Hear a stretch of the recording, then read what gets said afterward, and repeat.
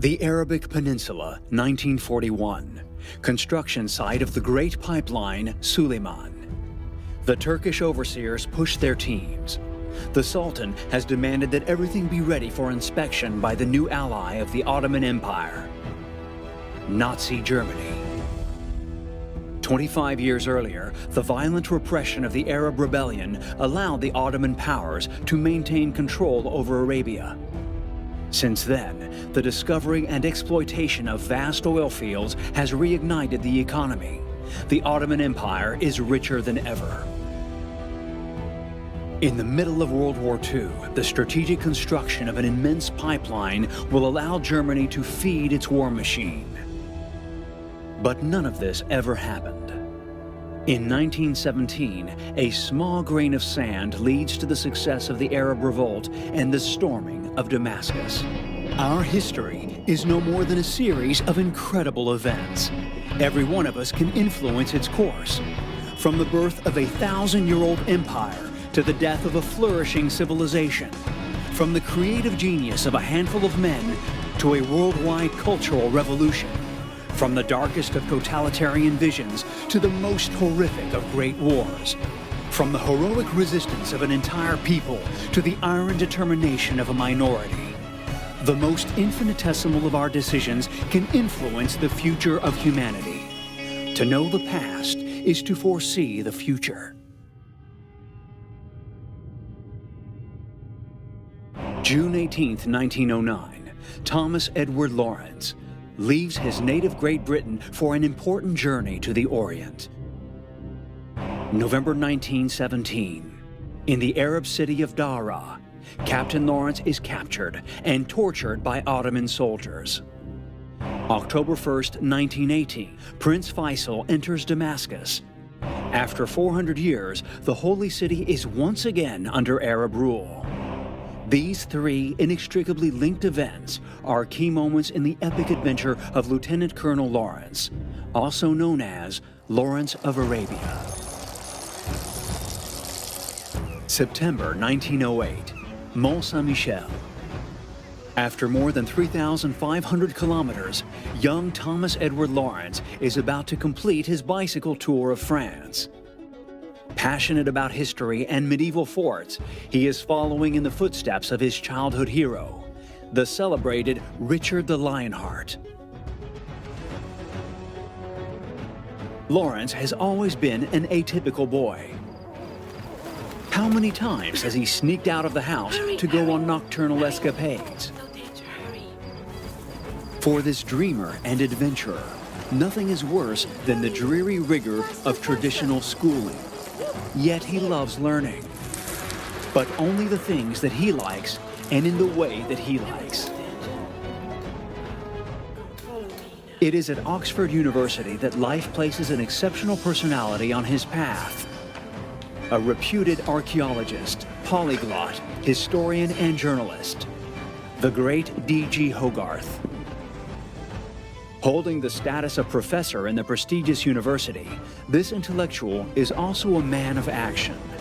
In the shadows, Hogarth works for the intelligence services of His Majesty.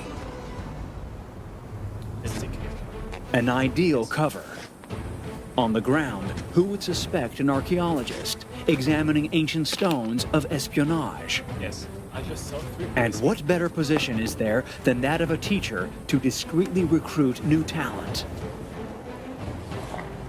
Because the Secret Service constantly needs reliable, motivated, intelligent, versatile men with a gift for improvising. Knowing how to handle a gun is clearly also an advantage. In other words, the British Empire needs men like Lawrence. Following the advice of the one who has become his mentor, the young Lawrence quickly learns some rudimentary Arabic and leaves England to explore the Orient. There, everything fascinates him. He wants to see everything, visit everything, and touch everything. He sets out alone on a long and difficult journey on foot of more than 1,700 kilometers to cross the immense country which extends from Constantinople to the faraway deserts of Arabia, the Ottoman Empire. Starting in the 15th century, the Ottoman Turks have already conquered Anatolia and laid the foundations of their empire. Their expansion was overwhelming. In 1453, they storm ancient Constantinople and make it their new capital. At its peak, the Ottoman Empire spreads over more than 5 million square kilometers, from the Algerian mountains to the sands of Iraq, from Hungary to the pyramids of Egypt. Then, over time, the empire starts to decline, victim of military defeats and internal conflicts. At the beginning of the 20th century, the Ottoman power, ruined, is weaker than ever. In 1909, the Sultan is left with only symbolic power. In Europe, the empire is regarded as a sick old man, and politicians already speculate about its lands. The British Crown, most notably, has every interest to control all the land surrounding the Suez Canal. This strategic zone, in the hands of the English, is situated in Egypt, which was the Ottoman Empire at that time. Under the pretext of a scientific mission, England sends 2 archaeologists to make topological surveys. They can take advantage of it to complete the maps of the region and anticipate eventual military operations. Among them, one is named Lawrence. Welcome to the memory of humanity. Every historical event, regardless of how small, is recorded and connected. You only need to change one to upset all the others. Here, we are able to control time, analyze and compare billions of events in order to rewrite history in infinite ways. For example, let's take a look at the Ottoman Empire at its peak. In the 16th century, the lands of the empire are based on 2 continents, Asia and Europe, encompassing a multitude of people and religious communities. At the center, the Turks are natives of Central Asia and have progressively adopted Islam. The Middle East is principally occupied by the Arabs, who speak a Semitic language which is totally different from their neighbors, the Turks. This is where Islam was born. In the European part, to the north, the Balkans are both Muslims and Christians. The populations mainly speak Latin and Slavic languages. And yet, even with these differences, the empire will last more than 600 years before disappearing. This is a remarkable feat. December 1914. Since summer, the nations of Europe have been engaged in a fight to the death, a total war, a world war. The first one. At the same time, Lawrence arrives in Cairo, Egypt. Thanks to Hogarth's connections, he joins the military intelligence section. Promoted to staff captain, he is increasingly interested in local politics. Lawrence learns one crucial thing. To weaken the Ottoman powers, the small Arab powers have to be federated, then placed under the authority of the Hashemite family. For 9 centuries, this prestigious Arab family is the guardian of the holy places, Mecca and Medina. Its leader, Sharif Hussein, is a descendant of the Prophet Muhammad, founder of Islam. Vassal of Ottoman power, he controls and administers the Hejaz region in the Arabian Peninsula. But secretly, the Hashemites aspire to a great Arab nation in which Hussein would be the caliph. For the Ottomans, engaged in World War I on the side of the Germans, the Arabian Peninsula becomes a veritable powder keg. At the beginning of the hostilities, the British open up a front in Egypt. That is when news arrives to change the game. Oil is delivered in the region of Basra. To guarantee access to this resource, the British government secretly negotiates with its ally, France.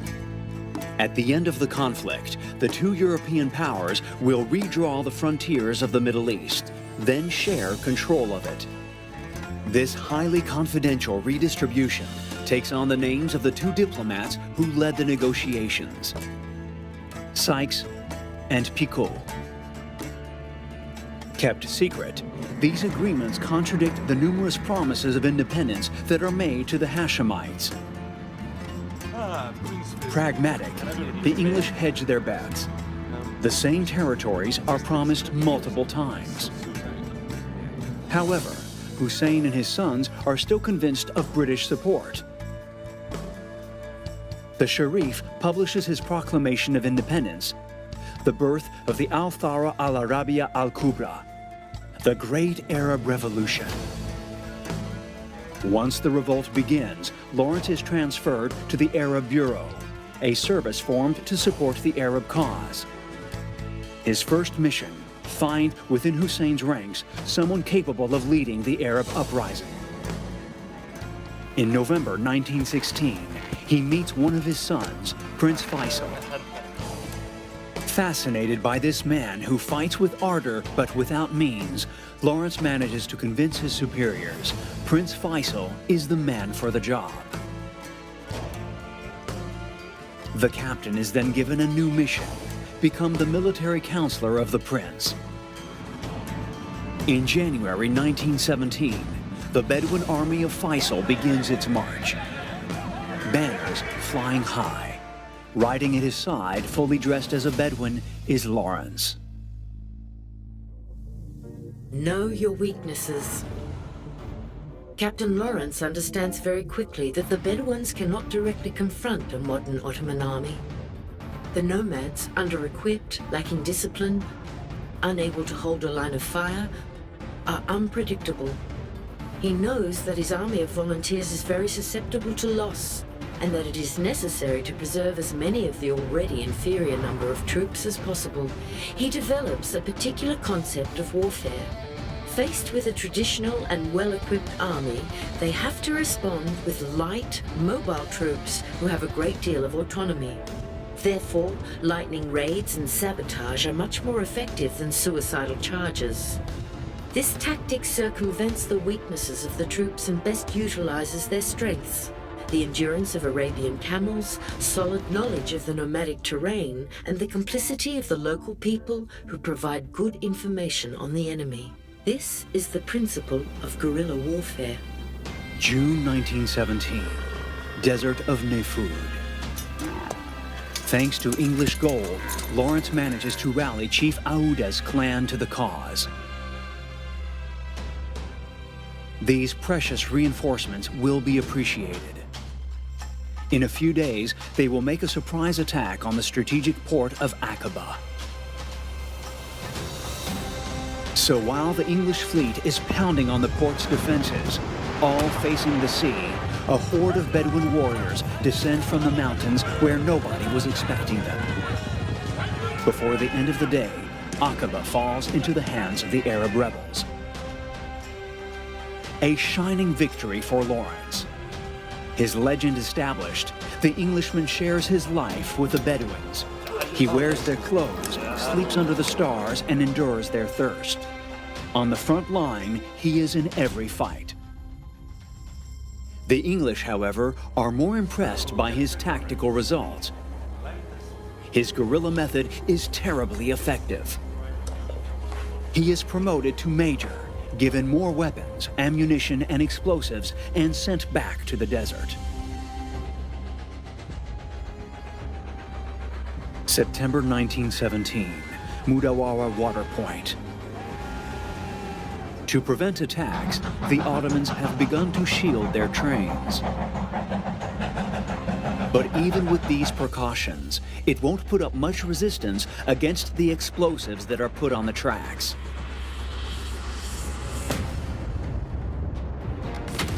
Lawrence rapidly becomes an expert in railroad demolition and at blowing up convoys.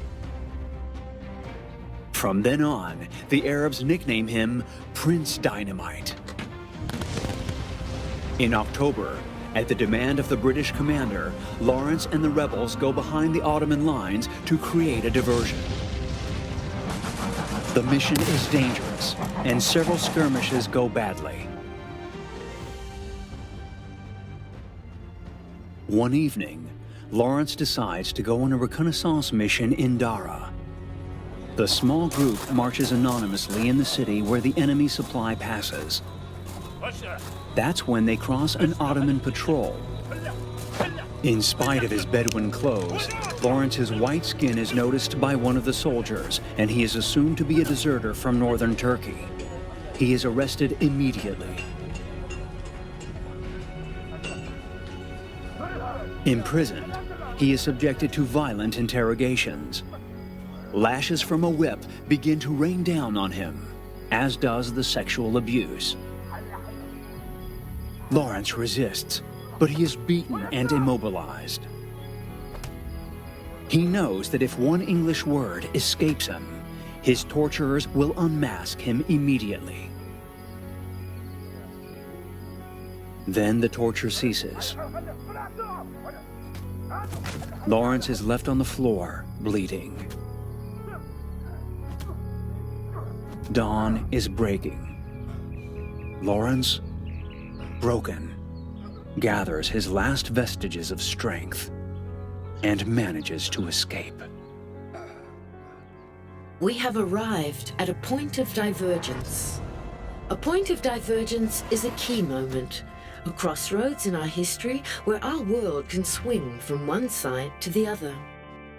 With his force of conviction, Lawrence is not the leader of the rebellion, but its catalyst.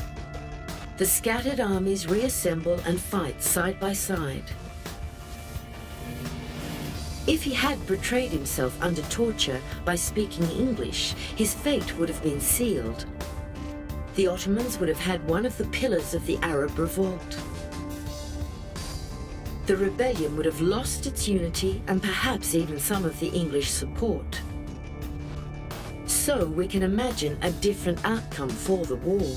The British, deprived of their precious Arab allies, would have only kept their initial position in Egypt.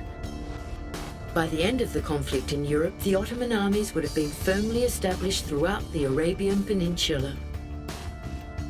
Rid of the English and the French, the Ottoman Empire would have survived World War I, or at least until World War II.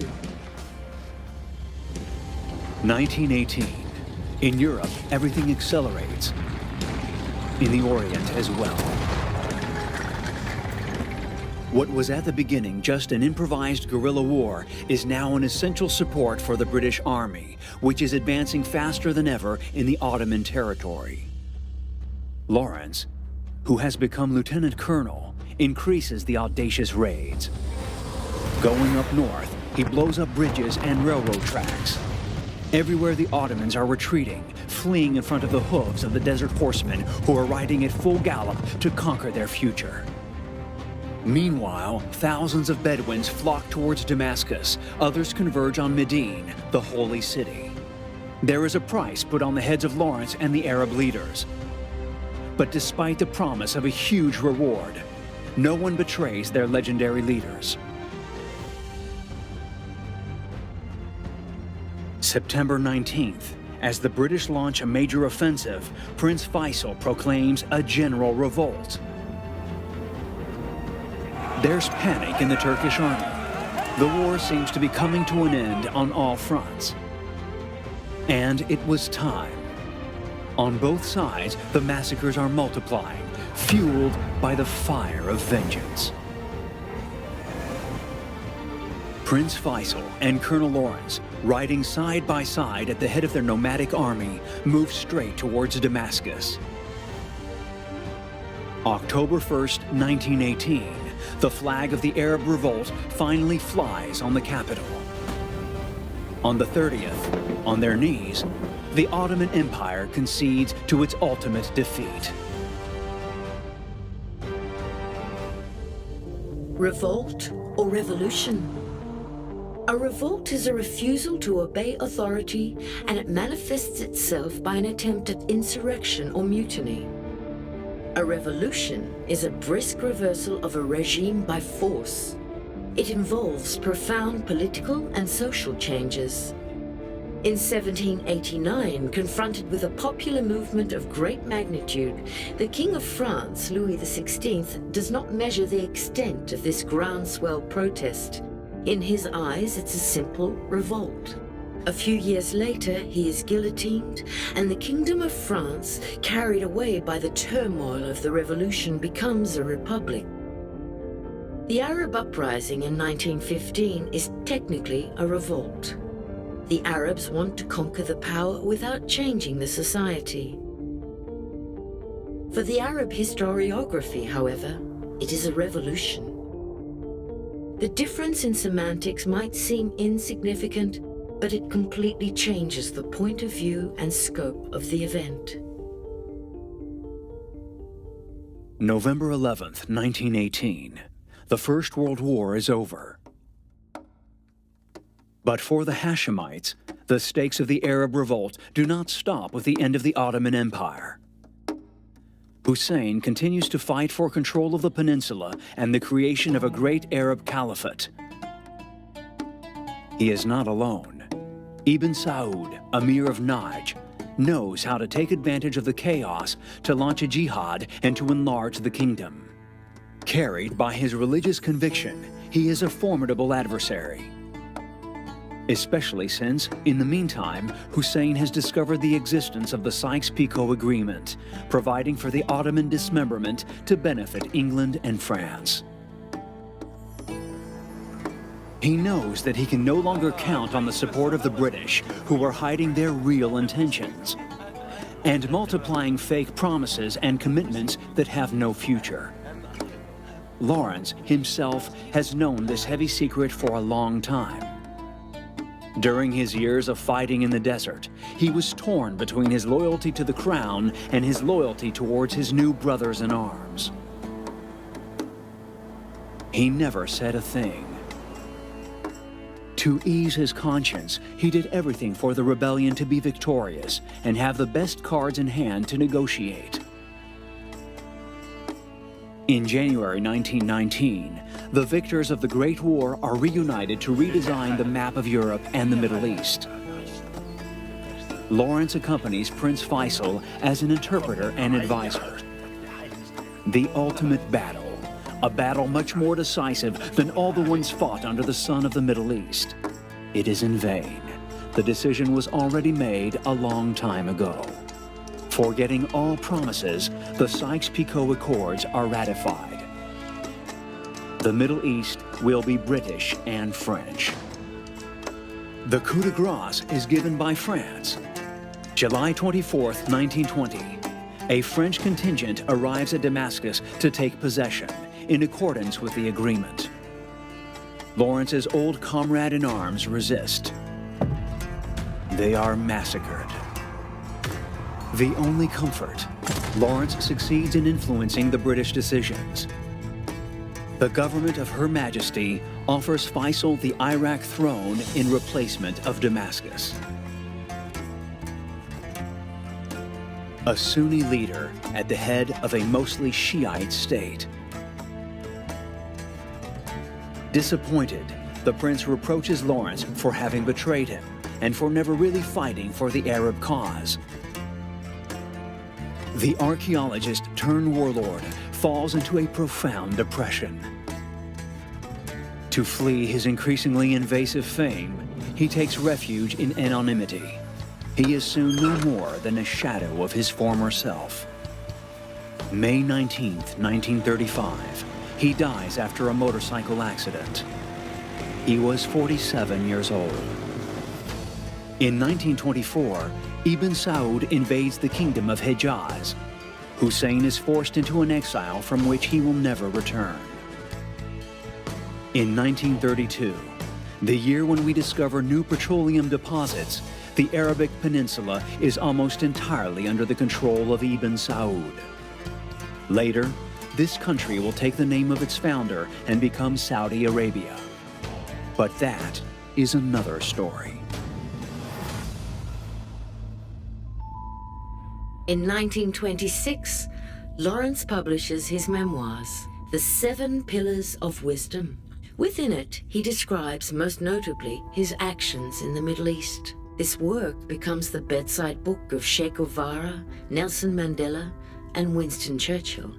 But we can ask ourselves which parts are true and which parts are legend.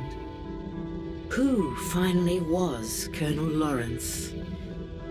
He described himself as a pawn on the vast chessboard of imperial British policy. All things considered, the summary of his actions is very mitigated. Hussein, during their last meeting, relegated him to the rank of traitor and had him expelled. For a number of military colleagues, he was erratic and far from observing the behavior that one expected of a British officer. But one thing is certain.